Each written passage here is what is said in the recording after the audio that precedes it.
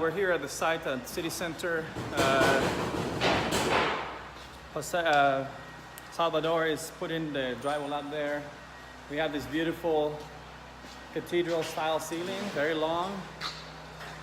So that's being finished.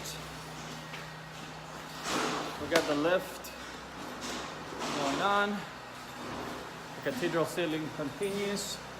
Right there we have the area for the stations with the plumbing already in place on the ground. So we have our drains here, they're covered too, so they don't clog up, water hot and cold. We got 1, 2, 3, 4, 5, 6, 7, 8, 9 on each side. Our corresponding plumbing inside the wall. In this area we have the control valves.